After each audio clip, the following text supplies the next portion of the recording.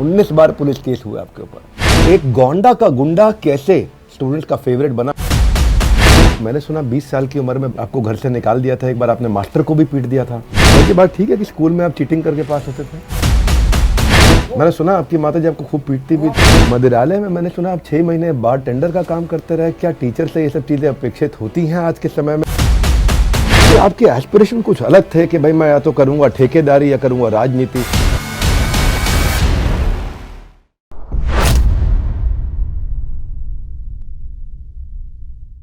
नमस्कार, विवेक बिंद्रा बोल रहा हूं, फाउंडर एंड सीईओ बड़ाबिजनेस.com। Welcome to the second season of the Bada Bharat show, a tribute to India's global brand ambassador. ऐसे लोग जो भारत को बड़ा भारत बनाते हैं, उन्हीं की कहानियां हम आप तक पहुंचाते हैं। आज के जो हमारे मेहमान हैं, उन्होंने भारत को सिर्फ बड़ा नहीं बल्कि पढ़ा लिखा भी बनाया है।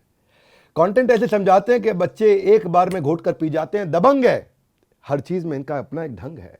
इन्होंने अब तक 2 लाख बच्चों को पढ़ाया। 50% कंटेंट ये अपने चैनल पे फ्री देते हैं और 501 रुपए का एक फाउंडेशन कोर्स चलाते हैं। अनकन्वेंशनल तरीका इनका पढ़ाने का, इसलिए वायरल वीडियोस भी इनके बहुत पसंद करते हैं लोग। आज सुनेंगे इन्हीं की ज़बानी खुद बिगड़े हुए बच्चे से बच्चों की बिगड़ी बनाने की कहानी। बच्चों की जो बिगड़ी इन्होंने सुधारी है। तो ऐसा मुझे पता लगा कि पूछूंगा आपसे अवध जी अभी मैं कि आप बहुत बिगड़े थे क्या। तो आज हैं हमारे साथ में अवध ओझा सर। सर आपका बहुत बहुत स्वागत है। एक्साइटेड है आपसे मिलके, मज़ा आएगा। आज बहुत सारी आगे पीछे ऊपर नीचे खूब चर्चा होने वाली है और वीडियो लोगों को पूरा देखना चाहिए। 19 साल के थे आप जिस समय 19 बार पुलिस केस हुआ आपके ऊपर। इतनी शैतानी, फिर चाहे सट्टा हो या कट्टा, फिर चाहे रंगबाजी हो या बमबाजी। तो ये डाकू रत्नाकर ऋषि वाल्मीकि बने। हाँ, और जब उनकी मुलाकात नारद मुनि से हुई, अंगुली माल संत बने जब वो भगवान बुद्ध से मिले। ये लड़ाई से पढ़ाई तक का सफर आपने कैसे तय किया? एक गोंडा का गुंडा कैसे स्टूडेंट्स का फेवरेट बना? क्षमा चाहता हूँ तक कड़वा लगे, पर क्या ये सच है झूठ है, आप ही बताइए। नहीं, ये बिल्कुल ही सच है। और गोंडा का बदमाश कह सकते हैं, खुराफाती कह सकते हैं। उसके पीछे वजह सिर्फ इतनी रही कि हमारे समाज में आज भी कमज़ोर लोगों को एक्सेप्ट नहीं किया जाता। शायद ऐसी ही कुछ पृष्ठभूमि हमारी भी थी, क्योंकि मेरे माँ बाप को काफ़ी समय तक वनवास काटना पड़ा, गांव से बाहर रहना पड़ा, बड़े परेशान रहे। तो उसी पृष्ठभूमि में वो गोंडा में एक कहानी शुरू हुई बदमाशी की। बदमाशी के उसे मैं नहीं कहूँगा, सेल्फ डिफेंस ही कहूँगा। और मैं क्लास 10th में था जब पहली बार मेरे ऊपर केस हुआ। और क्या केस था वो? पहला केस कुछ नहीं था। मैं क्लास, बड़ी पुरानी सी कहानी थी। एक हमारे सोसाइटी में रहते थे सिंह साहब, तो उन्होंने क्लास 6th में या 7th में मुझे पीटा था। तो जब मैं क्लास 10 में था तो मेरे साथ मेरे 2 मित्र थे, एक अजय शुक्ला जी हैं, एक हरिओम तिवारी जी। हम दोनों तीनों लोग आ रहे थे सिगरेट पीते हुए, और वो साहब सामने से आ रहे थे। तो मैंने अपने तिवारी जी जो मेरे दोस्त हैं उनसे मैंने कहा यार मैं छोटा था तो इसने मुझे मारा था एक बार। कहा तो आज पैरेलल कर लेते हैं। हमने कर लेते हैं। और फिर हम तीनों आदमी ने उन साहब को बहुत मारा, और यहीं से एक कहानी शुरू होती है। क्योंकि जब हम कोतवाली गए, श्री आत्माराम दुबे जी कोतवाल थे, मुझे याद है, तो उन्होंने हमें समझाया कि देखो बेटे, लड़ाई झगड़ा नहीं करना चाहिए और ये सब अच्छी बातें नहीं होती है। पर उस घटना के बाद से जो इज्जत मिली, मतलब उससे पहले ये आलम था कि कोई स्कूल में क्लास में मेरा बैग फेंक दे उठा के, मेरी जो होमवर्क की कॉपी होती थी उसमें लड़के गोद देते थे, कोई मेरी छुट्टियाँ हुआ करती थी बड़ी सी, उसको पकड़ के खींच देता था। लेकिन वो एक घटना ने पूरा जीवन बदल दिया। मतलब इतनी इज्जत मिलनी शुरू हो गई, तो मुझे लगा ना यही जिंदगी सही है।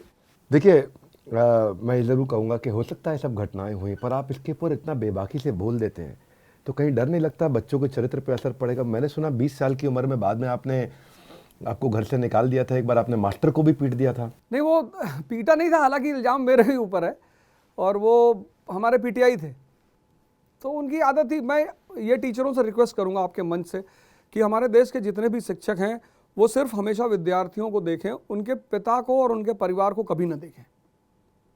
क्योंकि मैं इस चीज़ का शिकार रहा हूँ कि मैंने शिक्षकों को देखा है कई बार कि वो पिता के पद से प्रभावित होते हैं कि अच्छा आपके पापा डीजीपी हैं, आपके पापा मिनिस्टर हैं, अच्छा आप मित्तल साहब के बेटे हैं। मेरा मानना है कि शिक्षक को हमेशा विद्यार्थी पर ही नज़र रखना चाहिए और उसकी योग्यता के हिसाब से उससे काम लेना चाहिए। तो हमारे जो पीटीआई साहब थे, भगवान उनको खुश रखे, तो वो मुझे टीम में लेते ही नहीं थे। और एक बार तो उन्होंने मुझसे खुद ही कहा कि तुम्हारे पापा कभी बैट पकड़ें? तो मुझे लगता है एक शिक्षक के मुंह से ऐसी बातें अच्छी नहीं लगती थी। तो कुछ टूर्नामेंट था, उन्होंने मुझे रखा नहीं टीम में, उसके बाद वो बेचारे मारे गए, किसी ने यूरिया का बोरा डाल के मारा था उनको, तो उसका इल्जाम मेरे ऊपर लगता है। पर आप पिटाई नहीं किए थे? नहीं, मैंने कुछ नहीं किया था। अच्छा, पर की बात ठीक है कि स्कूल में आप चीटिंग करके पास होते थे? चीटिंग बहुत की मैंने, मतलब मैं पास ही होता था चीटिंग करके। मेरा पढ़ाई से कोई नाता नहीं था और मुझे पढ़ाई अच्छी नहीं लगती थी। और मेरे पिताजी कहते थे कि देखो बेटा, पढ़ के कोई राजा नहीं हुआ है। और एग्जाम्पल इतने शानदार देते थे, अशोक का देते थे अलग, और उसका अलाउद्दीन खिलजी था, फिर अकबर का देते थे। कहते थे पढ़ने से ज़्यादा जो मुझे अब समझ में आई, कहते थे पढ़ने से ज़्यादा बड़ी चीज़ जो है वो है समझदारी। तो मुझे वो रिक्शे वालों के पास ले आते थे। जब वो रिक्शा वाले के पास मुझे ले आते थे तो बोलते थे कि देखो, इसको कोई गुड मॉर्निंग कह रहा है, इसको कोई नमस्ते कह रहा है, इसको कोई इज्जत दे रहा है। मैं कहता था नहीं। तो फिर वो अपने साहब के पास ले आते थे, मुझे पोस्ट ऑफिस में थे, तो उनके जो सुपरिंटेंडेंट थे उनके पास ले गए, 2 बार ले गए। तो बोले देखो कैसे लोग हाथ जोड़ के खड़े हैं, देखो कैसे डिसिप्लिन में खड़े हैं। तो उन्होंने पूछा दोनों आदमी में फ़र्क क्या है? मैंने कहा नहीं पता। बोले शक्ति का। बोले आदमी तो दोनों ही है, और ये जितने लोग इसको गुड मॉर्निंग कर रहे हैं इनको कोई रिश्तेदार थोड़ी है, शक्ति। मैं बीच में रोकूंगा, आप इतना इंस्पायरिंग बोलते हैं, बढ़िया बोलते हैं, आदमी विजुअलाइज भी करने लगता है। पर पिता ने इतना ज्ञान भी दिया। मदिरालय में मैंने सुना आप 6 महीने बार टेंडर का काम करते रहे। क्या टीचर से ये सब चीज़ें अपेक्षित होती हैं आज के समय में? क्योंकि ये बड़ा अलग लगता है आपका चरित्र देख के, इसलिए क्यूरियोसिटी जागृत होती है। नहीं, जब मेरा लास्ट अटेम्प्ट खत्म हुआ तो मेरी माताजी लॉयर हैं, तो उन्होंने मुझसे कहा कि देखो, मैंने सुना आपकी माताजी आपको खूब पीटती भी हाँ, थी। बहुत पीटा उन्होंने। तो उन्होंने मुझसे कहा कि देखो, खत्म हो गई ना तुम्हारी सारी औकात, अब हमारे बल पे जिंदा रहोगे। और बहुत वर्बली टॉर्चर किया उन्होंने। तो मैंने उनसे कहा कि देखो, ज़्यादा मत बोलो और आप हिसाब से रहो, और भगवान नहीं हो। बोली हूँ, ये कपड़ा, ये जूता, शर्ट, पैंट, अंदर जो पहने हो बनियान, वो सब मेरी है, और अगर तुम्हारे अंदर इतनी हिम्मत है तो इसको उतार दो सब और जाओ। तो वहाँ से जो मेरा जीवन शुरू हुआ, जो मैं घर से निकाला गया और बाहर निकला, और फिर जो एक दुनिया की जो असलियत है कि हमें लोग जानते हैं, हम अपने माँ बाप को इतना निगलेक्ट करते हैं, इतना हमें लगता है कि ये तो फ्री में हमारे लिए जीते हैं। हमारे माँ बाप दुनिया में उन्हें भगवान हम क्यों कहते हैं? वो दुनिया में एकमात्र लोग होते हैं जो बिना इंटरेस्ट के हमारे साथ रहते हैं। उनके बाद जो भी आता है उसका इंटरेस्ट होता है। ये मुझे वहाँ से निकलने के बाद पता चला। इसलिए मैं हमेशा अपने स्टूडेंटों से कहता हूँ, उसको टर्निंग पॉइंट माना जा सकता है। एकदम वही टर्निंग पॉइंट। स्टूडेंट्स को स्ट्रगल में डालना जरूरी है, बच्चों को परिवार में स्ट्रगल में डालना जरूरी है, बहुत जरूरी। स्ट्रगल में नहीं डालेंगे तो मतलब कहते हैं कि कहावत है कि WHO बोलता है they are breeding nasty viruses, अगर सब कुछ उनको दे दिया जाए। मैं आपके परिवार के विषय में सोच रहा था, मेरे ध्यान उस तरफ गया था। माता अलग प्रकार की थी और पिताश्री माताश्री दोनों अलग अलग प्रकार के।